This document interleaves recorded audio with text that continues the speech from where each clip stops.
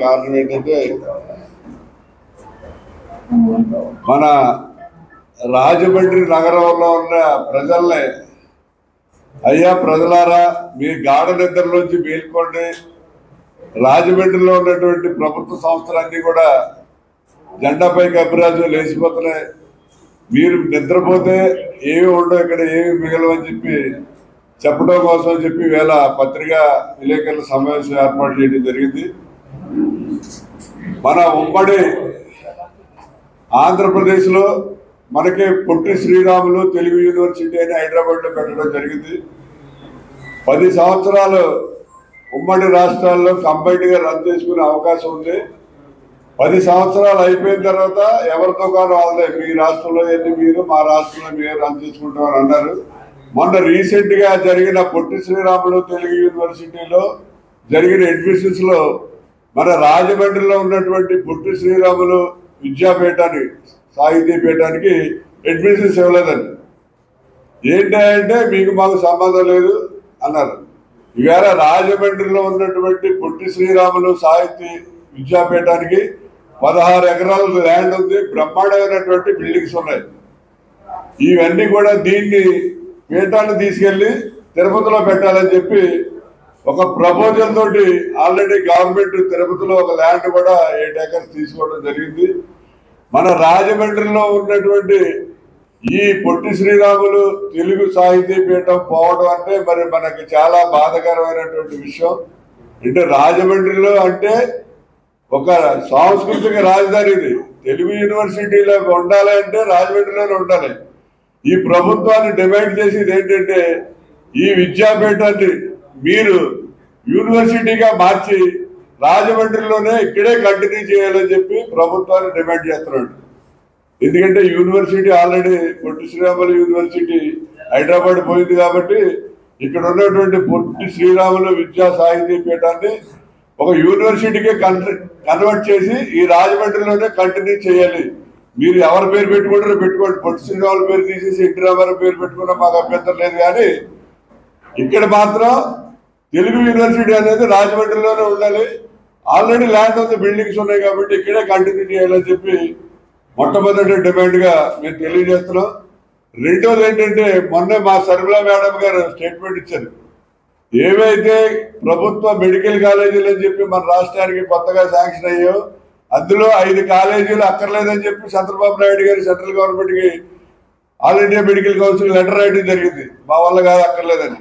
ఏవైతే ఆల్రెడీ రన్నింగ్లో వచ్చిన కాలేజీలు ఉన్నాయో వాటిని ప్రైవేట్ పరం చేయాలని చెప్పి కూడా ఒక ఆలోచన ఉంది. మన రాజమండ్రి గవర్నమెంట్ మెడికల్ కాలేజ్ వచ్చిందని రాజమండ్రి నగరంలో ఉన్న ప్రజలందరూ కూడా చాలా ఆనందపడ్డారు. ఎందుకంటే ఒక గవర్నమెంట్ మెడికల్ కాలేజ్ వస్తే అనేక మంది పేద విద్యార్థులు డాక్టర్స్ అవడానికి అవకాశం ఉంటుంది, అలాగే అనేక రకాల వైద్యాలు చేయడానికి అవకాశం ఉంటుంది. మేము ప్రభుత్వాన్ని కోరేది ఏంటంటే మీరు ఎట్టి పరిస్థితుల్లోనూ కూడా రాజమండ్రి గవర్నమెంట్ మెడికల్ కాలేజీని మీరు ప్రైవేట్ పరం చేస్తే ఇక్కడ చూస్తూ ఊరుకోం.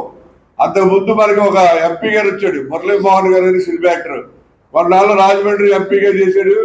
ఆయన మనకి ఇప్పుడు జైలుకి సంబంధించిన 10 ఎకరాల ల్యాండ్ తీసుకెళ్లి మంజీరా హోటల్కి దారదత్తం చేశాడు. ఆయన రాజమండ్రిలో 5 ఏళ్ళు ఎంపీగా చేసి సాధించేది ఏంటంటే మంజీరా హోటల్కి గవర్నమెంట్ సెంటర్ చేసే స్థలాన్ని మంజీరా హోటల్కి ఇచ్చాడు. అదే ఆయన సాధించిన ప్రగతి. ఇవాళ 10 ఎకరాలు కూడా ఉండుంటే మన గవర్నమెంట్ కాలేజీకి ఒక బ్రహ్మాండమైనటువంటి గెస్ట్ హౌస్, హాస్టల్స్, అలాగే బ్రహ్మాండమైన కాన్ఫరెన్స్ హాల్ ఇవన్నీ వచ్చి ఉండేవి.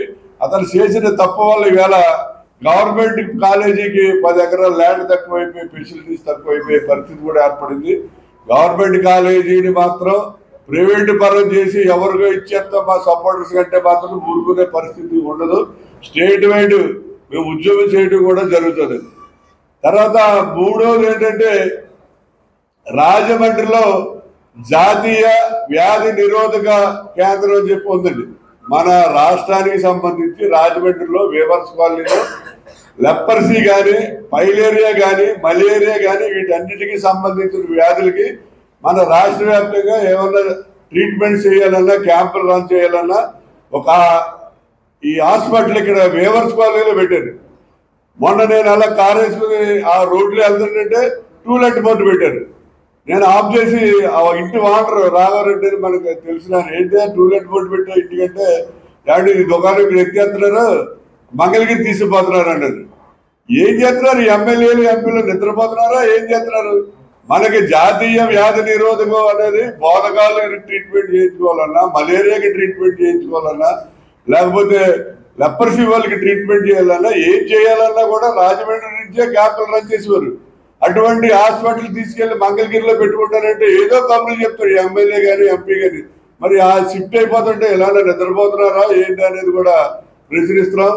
అలాగే గతంలో మనకు ఒక సాంస్క్రిట్ కాలేజీ ఉండేదండి సీతంపేటలో, 3 ఎకరాల ల్యాండ్, ఓరియంట్ లో సాంస్క్రిట్ కాలేజీ అని చెప్పి దాన్ని 3 ఎకరాల కబ్జా చేయడం కోసం ఒక రాజకీయ ప్రజాప్రతినిధి దాన్ని జాగ్రత్తగా దాన్ని పనికిరాకుండా చేసి కొవ్వూరు షిఫ్టింగ్ చేయించారు.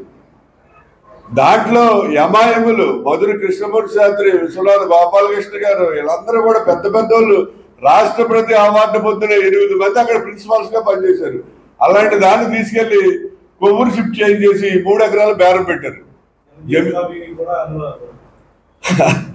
అది జమీందారు చాలా తెలివైన అయితేనే జమీందారు అవుతున్నాడు. ఎందుకంటే ఆ డాక్యుమెంట్ ఆయన క్లియర్ గా రాశాడు, కింద క్లాస్ రాశాడు, ఎట్టి పరిస్థితుల్లో ఈ సాంస్కృతిక